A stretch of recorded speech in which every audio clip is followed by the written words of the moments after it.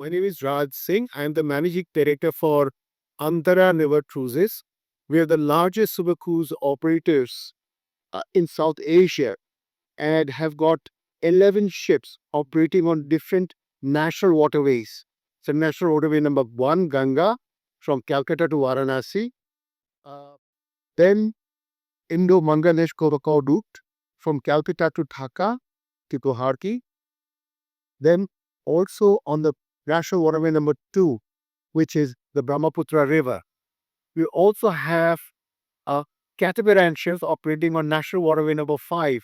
We have many river systems in Beta National Park and have plans to introduce river cruising in southern states of Andhra, Karnataka, and Kerala as well in due course of time.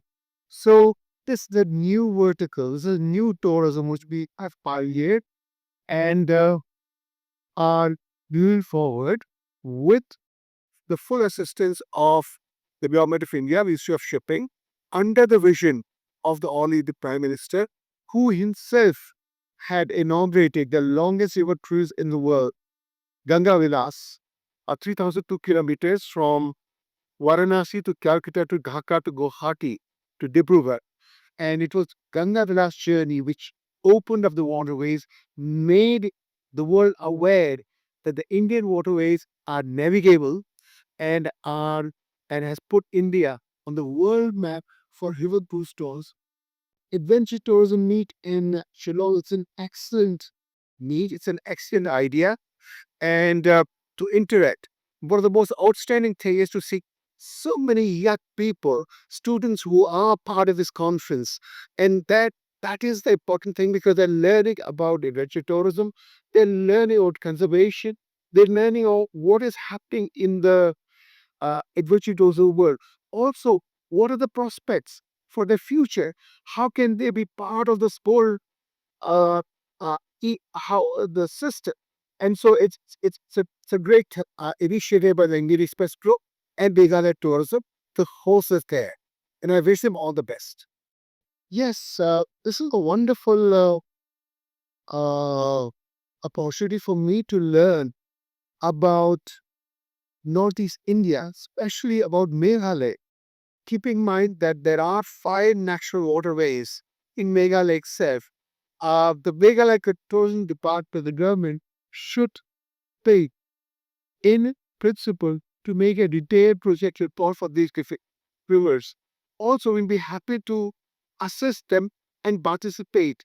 And the thing is to operate boats which are solar operated so that the rivers will be pristine and clean.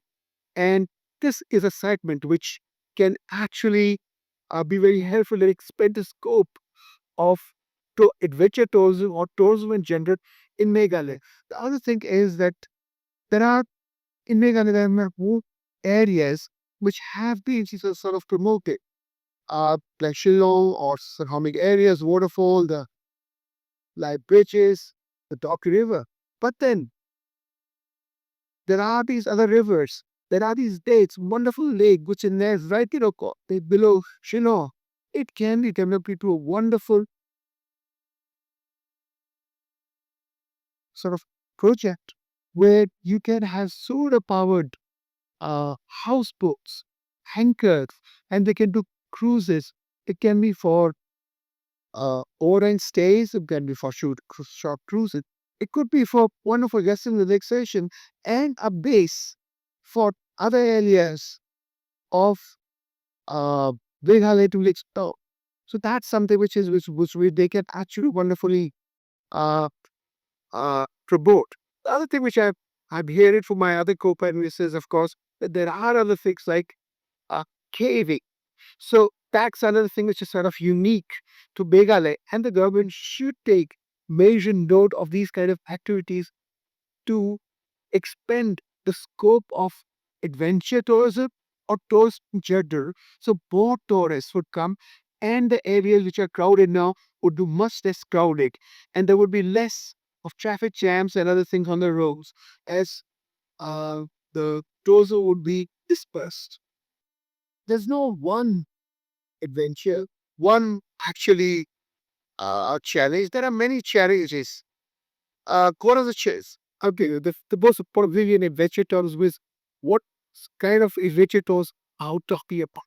So we need to identify what are the activities, and on those activities, depending on what we are doing, there needs to be trained personnel to do it. The key is probably to do it, but to maintain it and to kind of people practicing so that no mistakes it committed in the vegetarianism. So that is one aspect. Once we do that, that the perception of India as a vegetarian would change because they say, India is a wonderful tourism destination where there is trained staff. They maintain uh, the quality of services, and the staff is qualified to do those activities. That is the state. That is so education, educated people are changing the perceptions and uh, also maintaining the quality of services, which would mainly include health and hygiene. These are the basic fundamentals which we need to follow and ensure that they are for be.